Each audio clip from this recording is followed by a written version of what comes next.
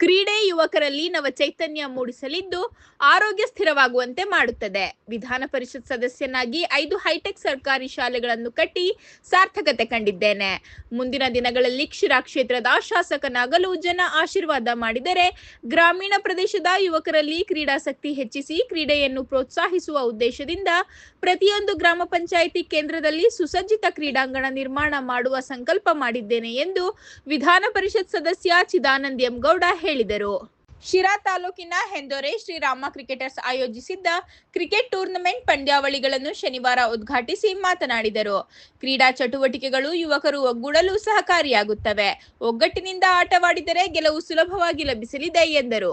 ಮುಖಂಡರಾದ ಸಣ್ಣ ಮಂಜುನಾಥ್, ಮದ್ದಕನಹಳ್ಳಿ ಗೊಲ್ಲರಹಟ್ಟಿ ಗೌಡಪ್ಪ, ಭಾಸ್ಕರ್, ರಂಗನಾಥಪ್ಪ, ಬಪ್ಪರಾಯಪ್ಪ, ಹರೀಶ್, ರಂಗನಾಥ್, ತಿಪ್ಪೇಸ್ವಾಮಿ, ಕವಿತಾ, ನಾಗರಾಜ್ ಗೌಡ, ಶಾಂತಮ್ಮ, ನಿವೃತ್ತ ಶಿಕ್ಷಕ ಕುಮಾರ್, ಶ್ರೀರಾಮ ಕ್ರಿಕೆಟರ್ಸ್ನ ಯುವಕರಾದ ಮಧು, ಹರ್ಷ, ಪ್ರವೀಣ್, ರಾಕೇಶ್, ಮಂಜು, ಚೇತನ್, ಸುರೇಶ್, ಭರತ್, ಅಕ್ಷಯ್, ನವೀನ್ ಸೇರಿದಂತೆ ಹಲವಾರು ಯುವಕರು ಈ ಸಂದರ್ಭದಲ್ಲಿ ಉಪಸ್ಥಿತರಿದ್ದರು.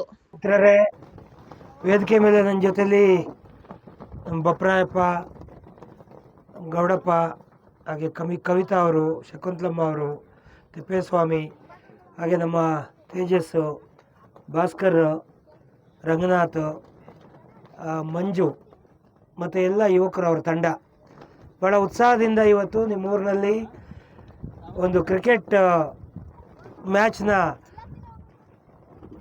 ಉದ್ಘಾಟನಾ ಕಾರ್ಯಕ್ರಮಕ್ಕೆ ನನ್ನನ್ನು ಆಹ್ವಾನಿಸಿದ್ದೀರಿ.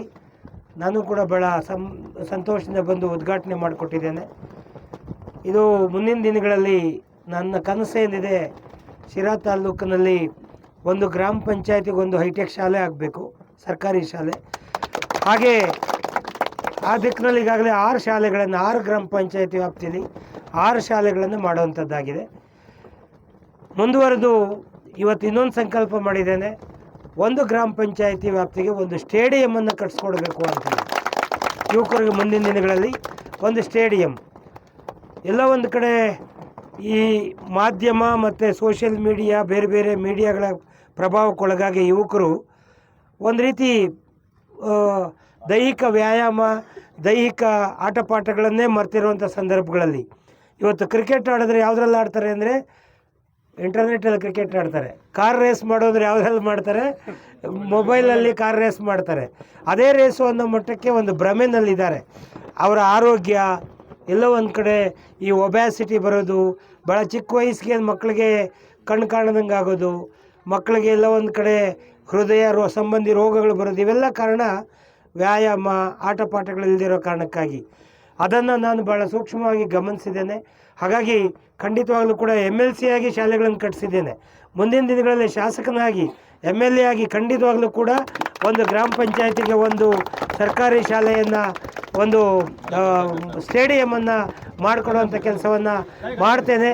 ಶುಭ ಸೂಚನೆ ಅನ್ನೋ ರೀತಿ ಒಂದು ಇದು ಬಂದಿದೆ, ಮಳೆ ಬಂದಿದೆ. ಇದೇ ಉದ್ಘಾಟನೆ, ವರ್ಣನ ಉದ್ಘಾಟನೆ ಅಂತ ತಿಳ್ಕೊಂಡು ನನ್ನನ್ನು ಈ ಕಾರ್ಯಕ್ರಮಕ್ಕೆ ಕರೆದಕ್ಕೆ ಎಲ್ಲರಿಗೂ ಧನ್ಯವಾದಗಳನ್ನು ಹೇಳಿ